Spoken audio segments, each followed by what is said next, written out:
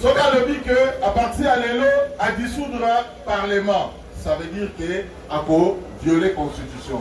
Parce que Nenge Balobiawa, et c'est une crise persistante, donc crise beaucoup entre Parlement, donc Assemblée nationale, na gouvernement, ils ont dirigé na Premier ministre Ilon Kamba. Na ministre et là comment on a sens wana égalité. Ce qui a lobby le la discours avec un discours de Parlement, et c'est a organisé l'élection en 60 jours. Si vous 60 jours, il y a 2 mois. Et Séni est convoqué électorat pour aller organiser l'élection dans 60 jours. Mais la minute, Mukonzi, le responsable de Séni, Bazate. Séni est allé dans le vide juridique. Ça veut dire que les lots, avant de dissoudre le Parlement, il faut tous assurer que tu organises l'élection dans 60 jours. Il faut tous assurer que l'élection est organisée dans 60 jours. Et c'est que tous à la Mbongo, et c'est que tous à la bureau et à Séni, Oyo, et Zali installés. Il y a un processus, il y a installation, il y a investiture, il y a Ronsard Malonda pour remplacer le président Corneille Nanga et Salema Kilamouté, Oyokaki, président de la République, a bloqué le processus Wana.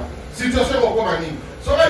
Alors que le Seigneur du Parlement, Nemoutou, et Koka, pour entériner la nomination à bureau à Séni.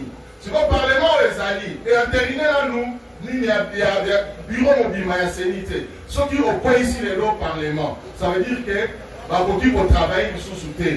Donc, blocage, il y a ma casse et beaucoup Taramboka, parce que le Seigneur du Parlement est entériné dans le bureau à Séni. Alors, au moment où le bureau à Séni est entériné au Bomi Parlement, ça veut dire que le bureau là, et au Tika jamais posera entériné. Donc, au point de la situation, il y a blocage.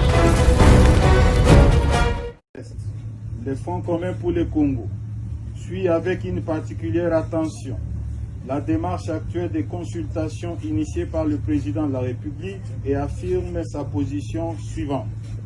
1.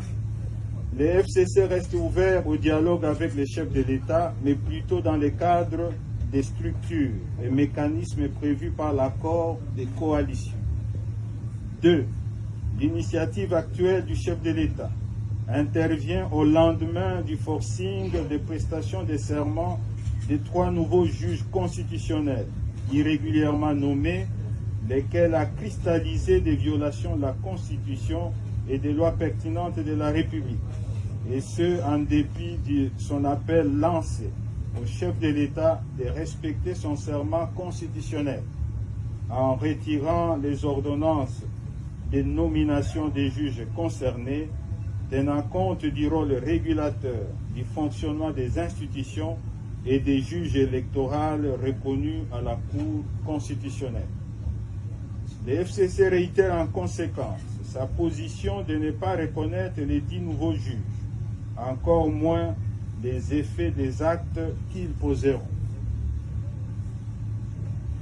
3. Le FCC, détenteur de la majorité parlementaire, qui est en coalition avec le CACH,